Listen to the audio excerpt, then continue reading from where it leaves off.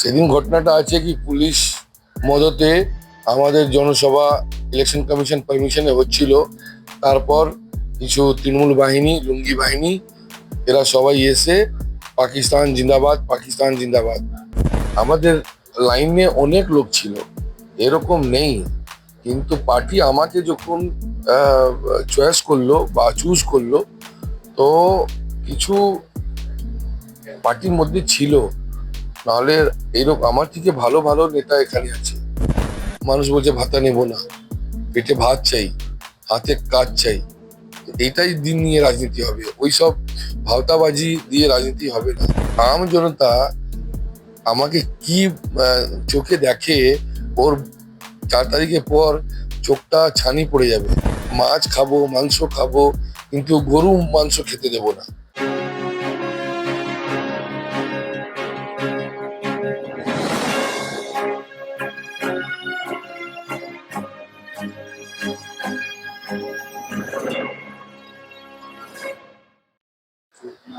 আমার সাথে এই মুহূর্তে রয়েছেন বন্দর বিধানসভার বিজেপি প্রার্থী রাকেশ সিং। প্রথমেই আপনাকে হাই নিউজে অনেক অনেক স্বাগত দাদা। থ্যাংক ইউ, আপনাকেও ধন্যবাদ।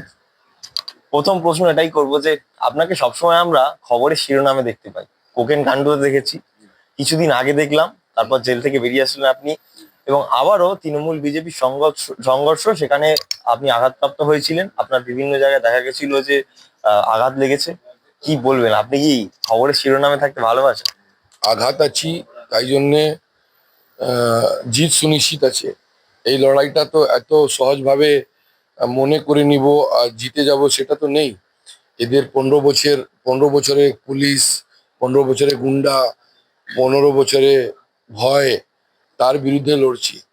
তো এই লড়াইটা তো কঠিন তো হবে, কিন্তু মানুষ কাছে যখন যাচ্ছি, তো মানুষের সাড়া পাচ্ছি। মানুষ বলছে রাকেশ সিং জিতছে।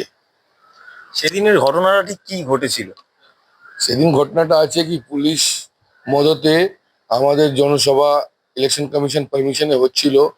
তারপর কিছু তৃণমূল বাহিনী, লুঙ্গি বাহিনী, এরা সবাই এসে পাকিস্তান জিন্দাবাদ, পাকিস্তান জিন্দাবাদ এখানে জয়।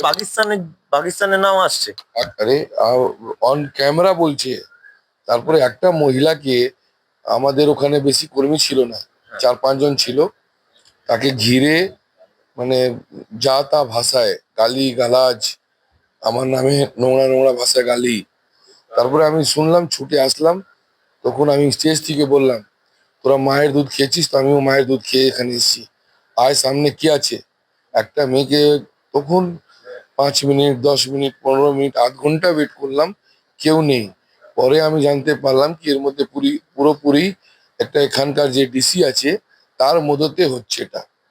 ওটা পিছনে কারণটা ছিল কি, হিন্দু মুসলিম হলে ও একটা মুসলিম ইউনিটিটা ভালো, একটা ওদের কৌশল ছিল আচ্ছা। ফিরহাদ হাকিমের, কি যদি হিন্দু মুসলিম এখানে দাঙ্গা হয়ে যায় বা একটা ঝামেলা হয়ে যায়, তো আমার কনস্টিটিউয়েন্সিতে মুসলিম ভোটরা, মুসলমান ভোটরা আমাকে সব ভোট মানে দেবে। মানে আপনি এটা বলতে চাইছেন যে ধর্ম নিয়ে একটা বিভেদ করার চেষ্টা হচ্ছে ভোটের আগে? হ্যাঁ হ্যাঁ, ও করেছিল তো। ও পারলো না, তখন পুলিশ হাত দিয়ে আমাদেরকে পেটালো। যখন পাকিস্তান পাকিস্তান বলছে, এটা কারা বলছে? ওদের টিএমসি সব লোক সবকে চিহ্নিত করে নিয়েছে, আচ্ছা। সবকে চিহ্নিত করে নিয়েছে। এই যে পরিস্থিতি হচ্ছে বারবার, সেখানে দাঁড়িয়ে কি বলবেন, ভোটটা কি সুষ্ঠুভাবে হবে? কিছু পুলিশ তো এমনি আছে যে যে এখনো pro TMC, TMC minded, TMC একটা নেতা হিসাবে কাজ করছে। ওদের সাথেও লড়াই আছে, দেখি। যেরকম আমাদের অভিজ্ঞতা হলো কি, আমাদের মিটিং চলাকালীনে পারমিশন সত্ত্বেও আমাদের করতে দিল না। গতকালকেরই ঘটনা। হ্যাঁ, তো এটা তো চিরকাল মনে থাকবে। আরেকটা বিষয় দাদা, তৃণমূল বারবার দাবি করছে যে বি- আর রাকেশ সিং ক্রিমিনাল, এবং আরেকটা বিষয় দাবি করছে যে বিজেপির লোক, মানে প্রার্থী করার লোক নেই, সেই কারণে জেল থেকে বেরোতে বেরোতেই আপনাকে আবার প্রার্থী করে দেওয়া হলো। কি বলবেন? আমাদের লাইনে অনেক লোক ছিল, এরকম নেই। কিন্তু পার্টি আমাকে যখন চয়েস করলো বা চুজ করলো, তো কিছু পার্টির মধ্যে ছিল, নাহলে এরকম আমার থেকে ভালো ভালো নেতা এখানে আছে। এবার আমাদের অন্তরীণ ব্যাপার এটা কি কাকে পার্টি টিকিট দেবে, কাকে পার্টি টিকিট দেবে না। কিন্তু পার্টি যখন আমাকে টিকিট দিয়ে, তো ভয় কিসে? ভালোভাবে লড়ো, ঘাম বেরিয়ে যাচ্ছে, আমার চেহারা কালারটা দেখতে পাচ্ছ। একবার ববি হাকিমের 10 দিন আগেকার কালার আর আজকের কালারটা মিলিয়ে নিও, আর 4 তারিখে পরের কালারটা মিলিয়ে নিও। আপনারা তো সবসময় হিন্দুদের জন্য লড়াই করেন, আপনি বা বিজেপি পার্টি প্রত্যেকে। সেখানে দাঁড়িয়ে আপনি যেখানে দাঁড়িয়েছেন, প্রার্থী হয়েছেন আর কি, সেখানে তো সংখ্যালঘু ভোটটা বেশি। সেখানে দাঁড়িয়ে লড়াইটা কতটা কঠিন হবে, এবং ফিরহাদ হাকিমের অপোনেন্ট আপনি, সেখানে দাঁড়িয়ে কতটা মানে লড়াই কঠিন হবে? আমরা বিকাশকে নিয়ে, আমরা 15 বছর আপনি এখানে জিতেছেন, কি কি করেছেন তার নিয়ে যাচ্ছি। কিন্তু ওরা তো গালাগালি করে বা ধমকে চমকে রাজনীতি করছে। তো ওই রাজনীতিটা মানুষ বুঝে গেছে। আপনি শিক্ষা ক্ষেত্রে কি করেছেন 15 বছরে, যুবদের চাকরির জন্য কি করেছেন, এই ভাতা, মানুষ বলছে ভাতা নেব না, পেটে ভাত চাই, হাতে কাজ চাই। তো এইটাই দিন নিয়ে রাজনীতি হবে, ওইসব ভাওতাবাজি দিয়ে রাজনীতি হবে না। আপনি তো মানুষের মানে ঘরে ঘরে যাচ্ছেন, মানুষের সাথে জনসংযোগ করছেন, সেখানে দাঁড়িয়ে কি কি অভিযোগ উঠে আসছে? তৃণমূলের জামানায় কি কাজ হয়েছে, না উন্নয়ন হয়নি, কি মনে করছেন, মানুষ কি বলছে? কাজ করতো, যদি কাজ করতো তখন মমতা ব্যানার্জি বলতো কোনোদিন কি আহ, আহ, সালা মাংস খেতে দেবে না, মাছ খেতে দেবে না। এটাই প্রচারের একটা এদের ম্যানিফেস্টো, এটা হতে পারে? ববি হাকিম সালা বলছে, আমাকে গুন্ডা বলছে, মাফিয়া বলছে, কিন্তু আম জনতা আমাকে কি চোখে দেখে, ওর 4 তারিখের পর চোখটা ছানি পড়ে যাবে। আপনাকে তো মাছ হাতে নিয়ে আমরা দেখেছি, পাঞ্জাবি পরে মাছ হাতে নিয়ে। এখানে যদি বিজেপি জেতে, তাহলে কি মাছ মাংস সব বন্ধ হয়ে যাবে, কি মনে করছে? একটা রাজ্যতে আপনি দেখিয়ে দিবেন কি মাছ মাংস চলে না, আমি রাজনীতি ছেড়ে দিব। এটা একটা আবেগ নিয়ে খেলছেন উনি। আমি বাই বর্ন, আমার বয়স আছে 56, আমি কোনোদিন মাছ মাংস ডিম ভাত খাইনি আজ অব্দি। ঠিক আছে, ডিম অব্দি খাইনি কোনোদিন।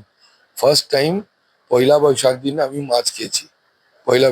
আমি তুলসী মালা পড়তাম এখানে, সেটাও সেদিন খুলে আমি মাছ খেতে আরম্ভ করলাম। কারণটা কি, কি যদি আমি আহ আহ এইসব যদি বিশ্বাস করি, তবে লোকরা আর কিছু বলবে। তাই জন্যে মাছ খাবো, মাংস খাবো, কিন্তু গরু মাংস খেতে দেবো না। যেরকম ইউপি বিহার, আপনি খুললি, আমরা যাকে মা বলে মনে করি, তার তার আপনি শরীর ঝুলিয়ে খাবেন, সেটা বন্ধ হয়ে যাবে, সেটা নিশ্চিত, সেটা আমি নিশ্চিত।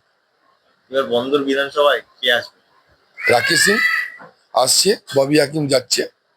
কতটা আশাবাদ? 100 মধ্যে 100, মানুষ কেমন সাড়া দিচ্ছে? 100 মধ্যে 100।